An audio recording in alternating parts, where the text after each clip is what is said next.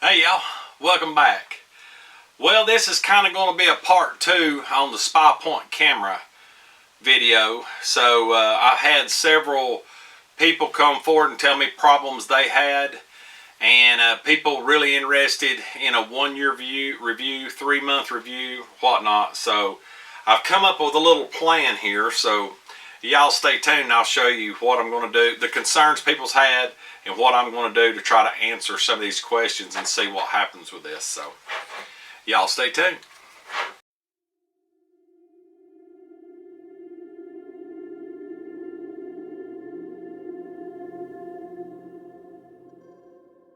Okay, as y'all know, we're running the SPYPOINT Link-MICRO-LTE-V.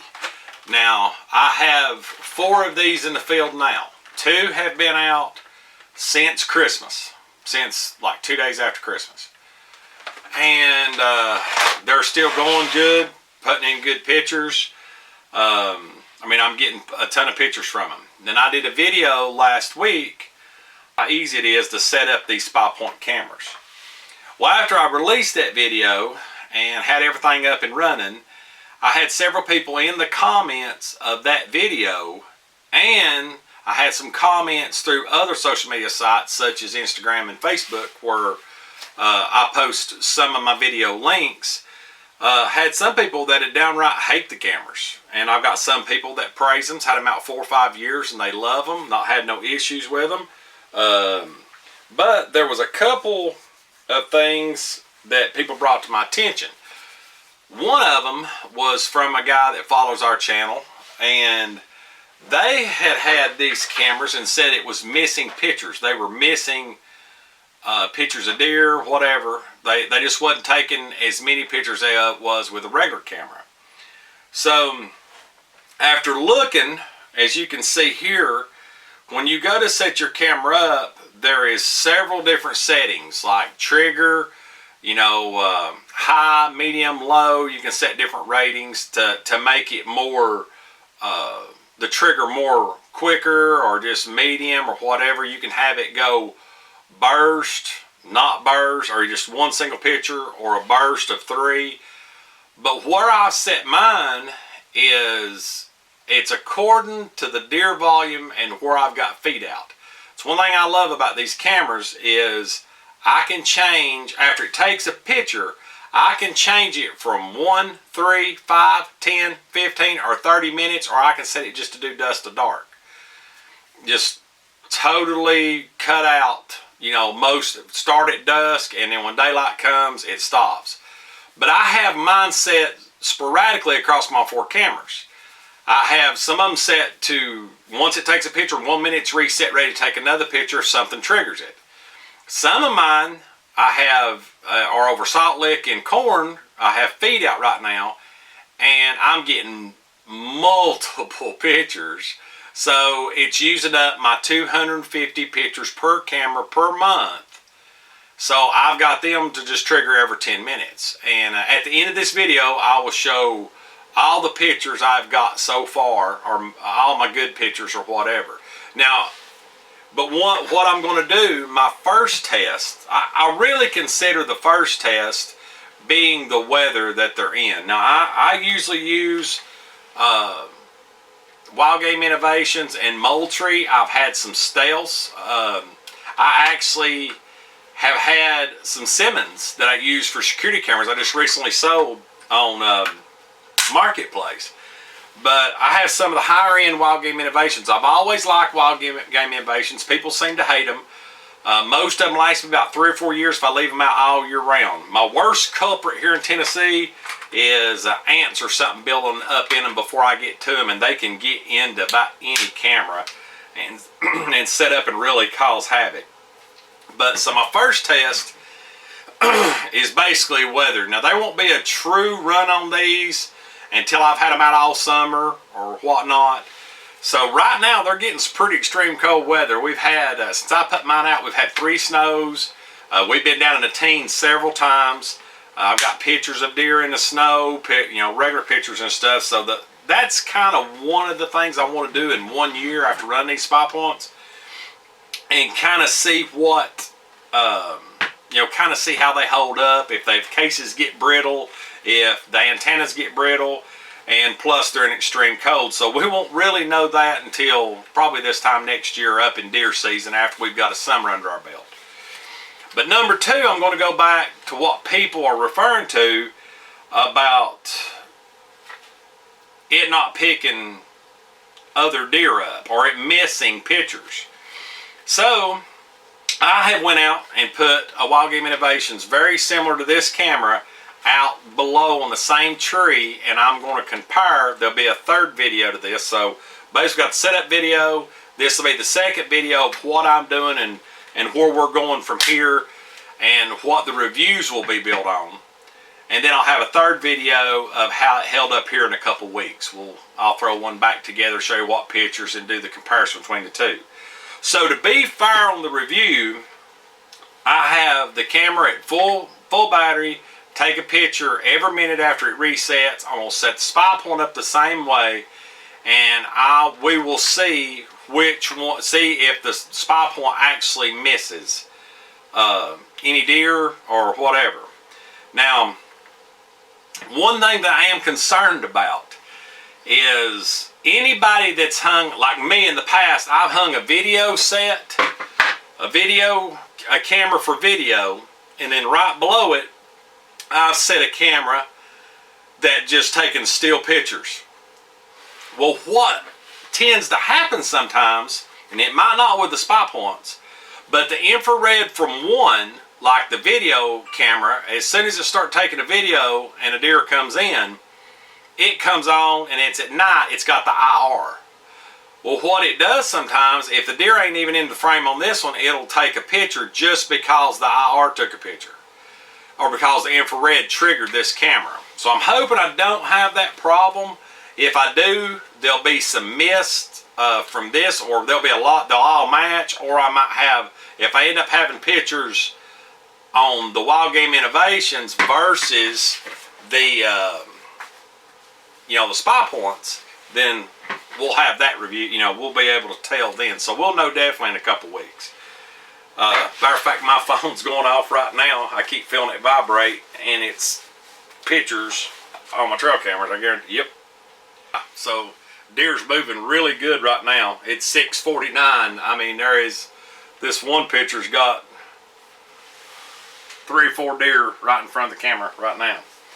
And I have one of these cameras already set up at that location. So anyway, that's going to be the number 2 we're going to go for. Now, I'm not sure what to do about debunking this other deal. I've talked to several people that's got SPYPOINTs, and a lot of people's other concerns. So your first concern was they said they won't hold up. Number 2, they miss pictures. 3, they just stop working. Well, I've only had mine out a month. 2 of my cameras out a month, so I've not run into that issue yet. But what I have found out from looking at other forums is if it stops taking pictures in the field and it's not sending them to you, and it's still sending them on you're still getting them on SD card, because you have a mini SD card in these that is capturing pictures every time it triggers. But if you're not getting it back to your phone, then it's really could be a couple things. One is it needs a firmware update. Now, firmware is the latest revision that SPYPOINT puts out. All you have to do is go to their website and follow all the steps. Go to firmware update and go down to the bottom, and it will show the last firmware update at the bottom. You can take a formatted, just get a regular SD card up to, I think it'll take up to 128 gigabyte card, maybe even more than that. You put it in your SD card reader and put it in your computer, download that firmware to that SD card, then go out to the field, swap cards, bring it up, and you've got the updated firmware, and you should start receiving pictures. Now, that was one of the fixes for them, or for a lot of people that was on the forums. The second thing that people are doing is adjusting antennas to get better reception. Now, I showed you in the last video here in the basement, outside in the garage in the shop where I work on my Pioneer and stuff, and a lot of my videos come from out there. There's a lot of tools, a lot of metal. We're underground, it's in a basement. So my signal was orange. All 4 of my cameras that are out right now all have good signal, which 2 of them are on ridges and then 2 of them are pretty much in valleys. But another thing is people don't adjust the antennas or sit there and watch to see if they can go from orange to green. So I don't really know how much I would buy into that. Maybe I'm just lucky here in Tennessee. Maybe I'm just lucky enough to be to where there is reception, where I can get cell service or a data service to the camera and then it transmit to me. Now, the last thing that has been told to me and brought up is battery life. They said the battery life, what it shows on the SPYPOINT app, does not match what is at the camera. So to debunk that one, I actually have bought a HME solar panel kit, and I'll show it to you right here. Now, like I was saying, and I want to go ahead and say it now, I'm not sponsored by SPYPOINT. I have looked at their rechargeable stuff, their solar stuff, and I plan on getting one. I have to get the lithium battery pack for these anyway. But what I did find, and you know how I am about clearance and sales, Rural King has these HME 2-in-1 solar panel charger and rechargeable battery pack. So this, I won't open this one. I've done got one open to show you. This thing comes with, you just unscrew it here, set it to whatever you want. This serves as a battery pack. So, and then it comes with the plug-in that needs to go in the back of the SPYPOINT.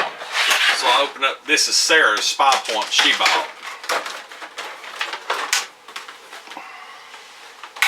So right here in the back, there's a DC 12 volt pin or a plug that you would hook it into.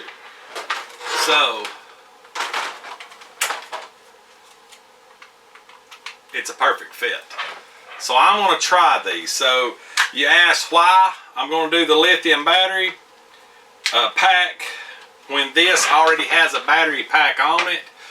Well, the reason I'm actually going to do that is because I want to be double covered as far as this battery pack that's on the back going in and charging the battery from SPYPOINT. So I'm going to try it out. I will do a video on putting these out with the rechargeable batteries. So after they come in, they're back ordered right now, or it's going to take a week to get here. I'm going to set one of these up. Is number 1 weather. We won't know that for a while. Number 2, we're going to debunk or try to figure out if we are missing pictures or if the SPYPOINT's up to date. We will probably do a video on a firmware update, and then I'm going to do the rechargeable stuff too, where I can give you all an honest review.